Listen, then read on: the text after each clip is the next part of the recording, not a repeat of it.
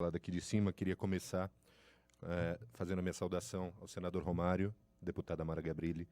É uma honra estar aqui com vocês. Também agradecer a organização desse evento, especialmente na figura da Mari, mas também toda a equipe, e também chamar a atenção para a qualidade da nossa tradutora e do nosso tradutor, porque traduzir também é incluir.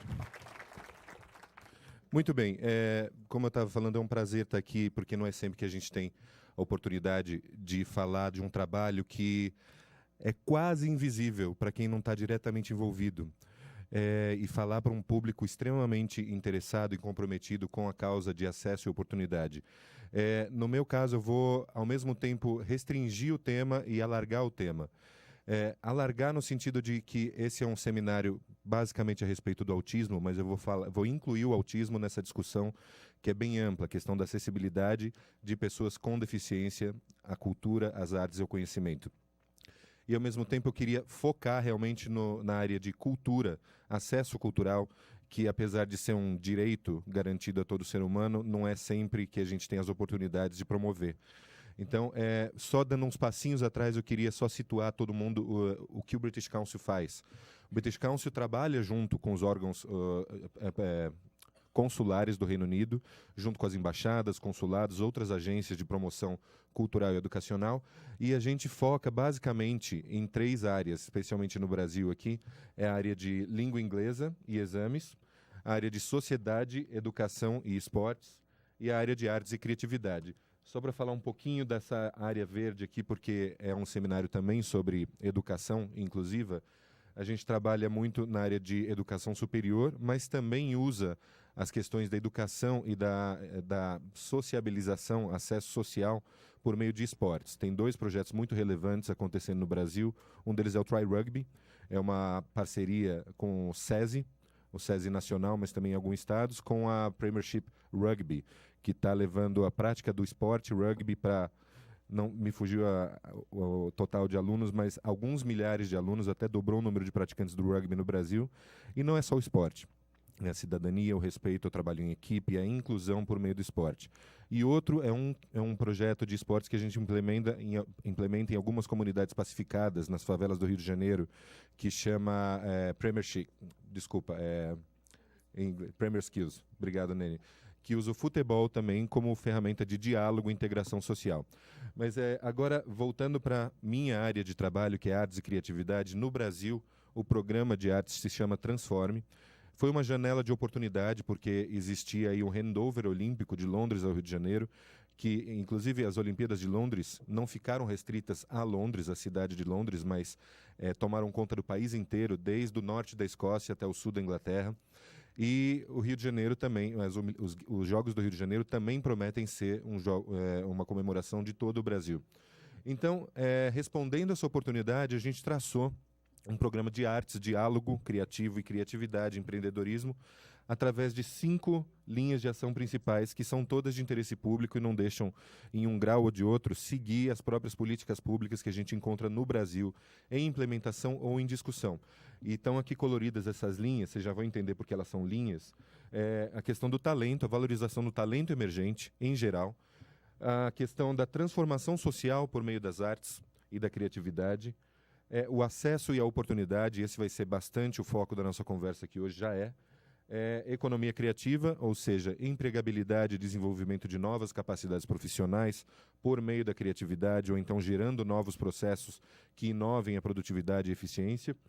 E também a capacitação. Também bastante do nosso programa hoje de arte sempre tem um componente de treinamento e capacitação, seja técnica profissional nas artes, ou seja capacitação artística e criativa.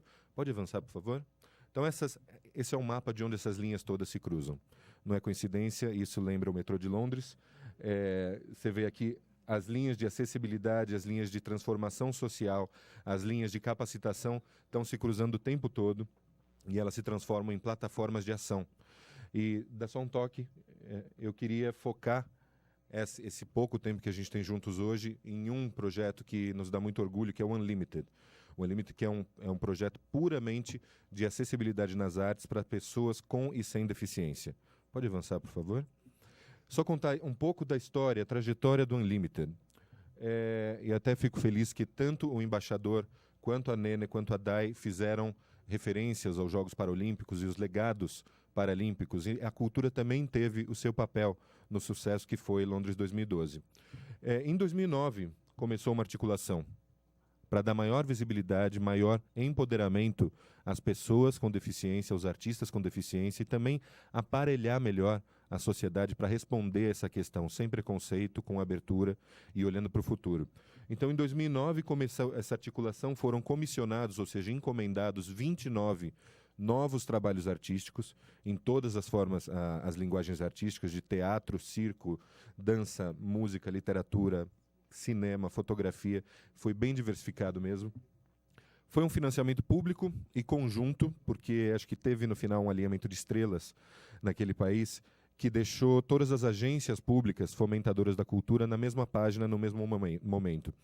E no Reino Unido, o país é dividido em áreas ou distritos, cada um deles tem a sua própria Funarte, digamos assim, que é uma agência de fomento local, mas tem um diálogo nacional em prol da cultura. Então, os Arts Councils, como eles são chamados, da Inglaterra, do País de Gales, da Irlanda do Norte e da Escócia, além do Lottery Fund, que é uma porcentagem dos jogos da loteria de lá, que é dedicada aos esportes e às artes, eles fizeram esse contingente, essa força-tarefa para dar não só ao Unlimited um fôlego maior, mas toda a programação cultural em torno das Olimpíadas e além das Olimpíadas. E, como eu falei, múltiplas linguagens, e atingiu, ao longo desses 3 anos, muito foi feito, mas culminou num festival de algumas semanas em Londres, no South Bank Centre, que é um grande centro cultural, e teve nada menos do que 20 mil pessoas pagantes para ver aqueles espetáculos que eram novos não só porque tinham acabado de ser criados, mas eram novos no sentido de inovação. Os artistas estavam ali correndo riscos criativos, riscos até físicos, em alguns casos, e teve um grande sucesso de público, e como vocês acompanharam, em paralelo às Paralimpíadas, os Jogos Esportivos mesmo, tudo isso contribuiu muito para mudar a percepção do público e do mundo em relação à deficiência. Eu só estou ilustrando com alguns dos artistas que produziram trabalhos para essa Olimpíada Cultural e para o Unlimited. Essa é a Sue Austin, ela é uma cadeirante. Ela fez uma pesquisa de muitos anos, também correu muito risco, como vocês podem, porque ela inventou uma cadeira de rodas que anda embaixo d'água. Eu falei com ela faz um pouco tempo, o próximo projeto dela é uma cadeira de rodas que voa. Espero que ela consiga. E não é exatamente um produto para o mercado, mas a força simbólica de uma cadeira de rodas que não está presa ao chão é uma mensagem muito poderosa para todos os artistas, para todo o país, para todo o mundo. Pode avançar. A Claire Cunningham, uma artista escocesa, também tem deficiência de locomoção, ela não anda sem as muletas dela. E hoje acho que é fácil afirmar que a Claire é uma das maiores coreógrafas e dançarinas daquele país. Veio a São Paulo faz algum tempo, eu quero trazê-la de novo, porque o trabalho dela é de uma expressão e de uma candura impressionantes. O último exemplo que eu vou trazer foram 29, tá? Só selecionei alguns. O Greai, uma companhia de teatro e dança e música, baseada em Londres, fez esse show chamado The Garden. Você pode ver essas hastes, essas varas são flexíveis. Os atores com todos os tipos de deficiência ou sem deficiência não tocam o chão, eles dialogam lá em cima, ficam pendurados, se encontram. Uma coisa muito poética e que transforma. Quem passou por ali e viu, conseguiu ser tocado pela força dessa produção teatral. Agora o Unlimited Brasil.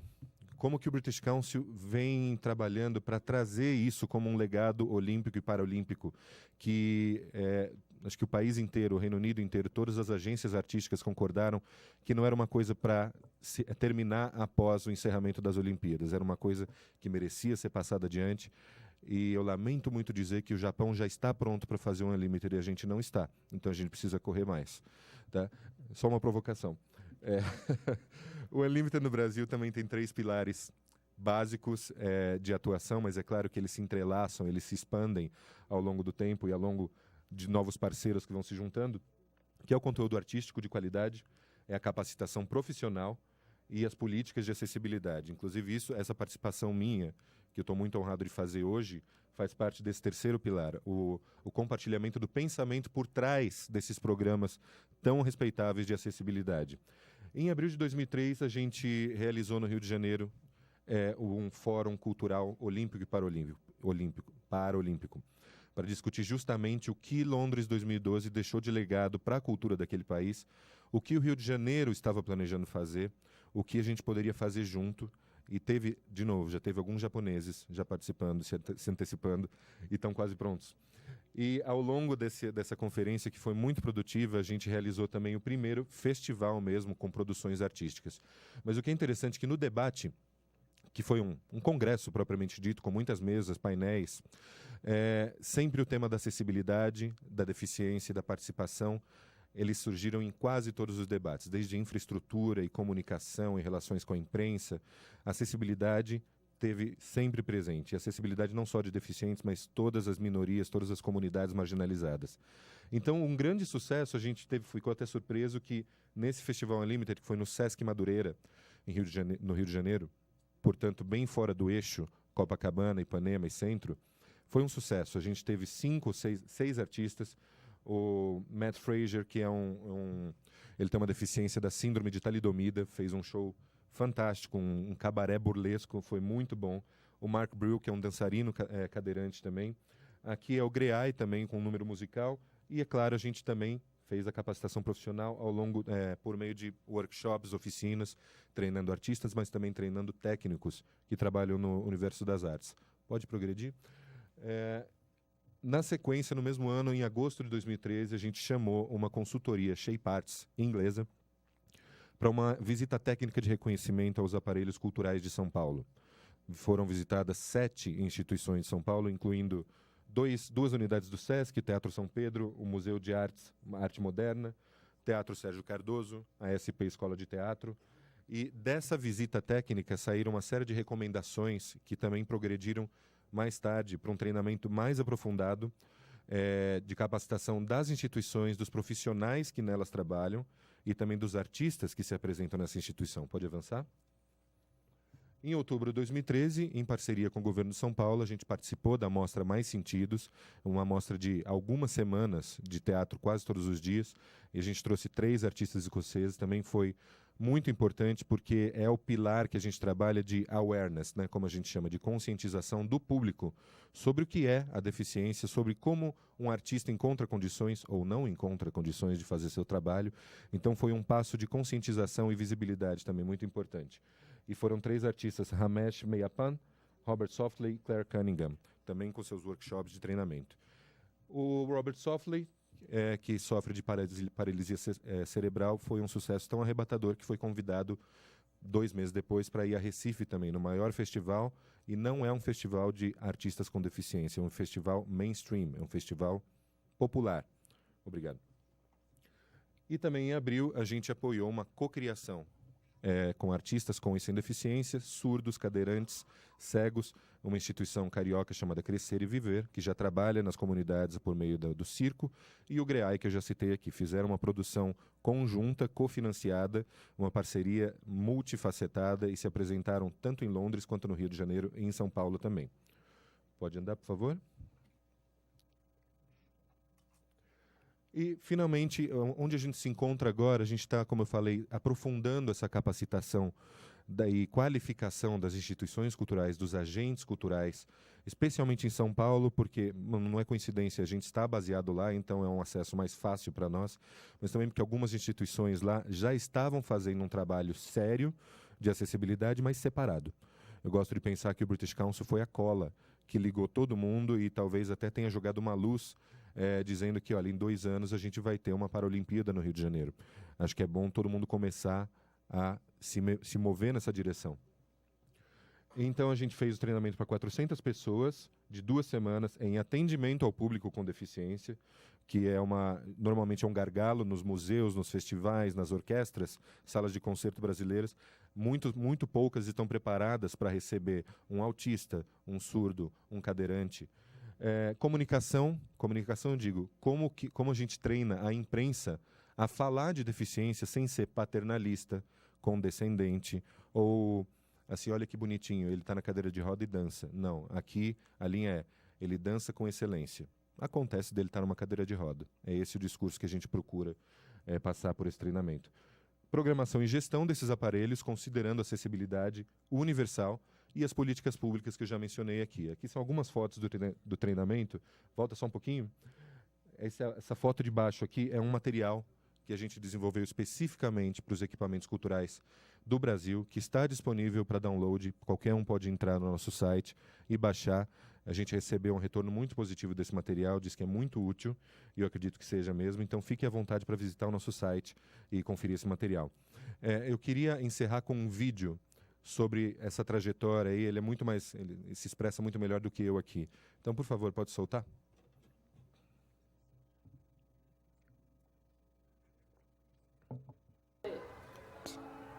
Sim. Ele tem olho castanho e eu tenho olho azul. Vídeo errado. Ele fica com a rena. Segundo vídeo. O tom é diferente de você? Não. Não. Sim. Ele Não. tem olho castanho. O outro vídeo que chama Unlimited. Acho que é isso. Isso aí. Vamos lá. Obrigado.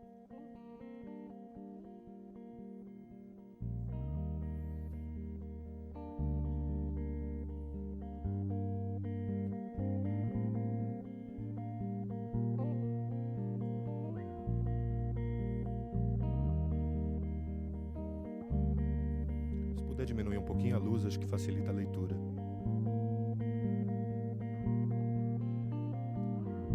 Obrigado.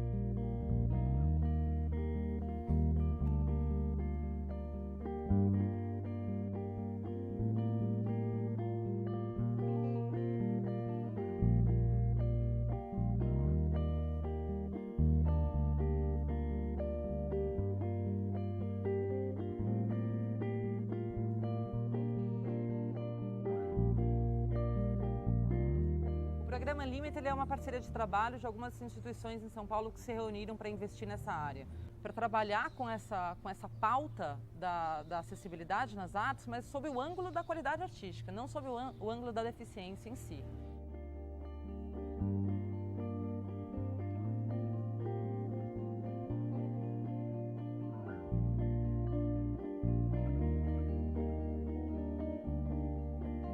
Então, durante uma semana, a gente visitou o Teatro Sérgio Cardoso, o MAN, a SP Escola de Teatro, algumas unidades do SESC. Fizemos um grande levantamento de o quanto estamos preparados e o quanto ainda podemos implementar melhorias nos espaços e também nas atitudes das pessoas em relação à acessibilidade, utilizando toda a criatividade que as artes podem proporcionar. Um dos elementos mais importantes do Unlimited foi exatamente o desenho de um festival multidisciplinar.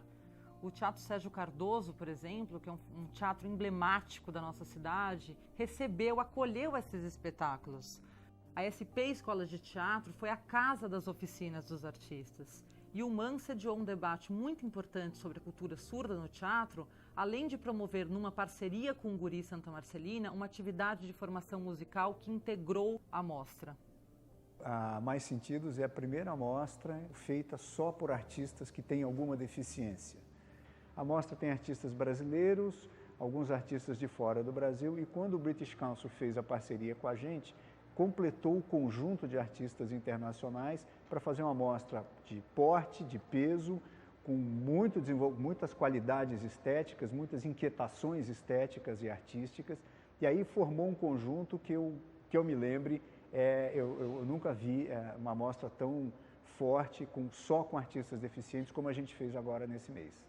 Os três artistas solo, o Robert, o Ramesh e a Claire, eles estão a desenvolver workshops aqui, oficinas aqui, abertas ao público em geral, sobre os seus processos criativos, a partilha de experiências e como eles constroem os seus espetáculos.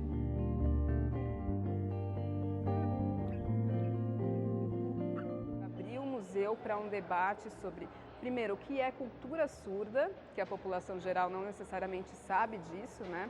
E também as artes surdas, que são artes que não são só as artes produzidas por pessoas surdas, mas artes que expressam a questão da surdez e a questão da cultura surda.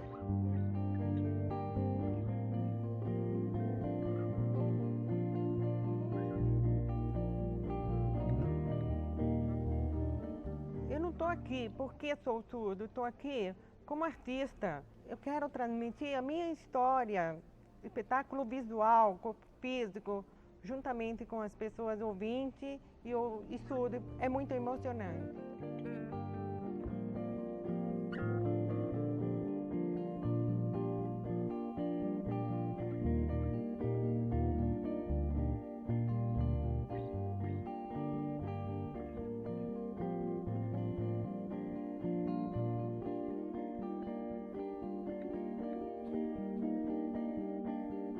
It's really nice to have been part of a bigger festival here, and also to be part of something that is very specifically about promoting disability arts work and disabled artists and the potential possible by disabled artists.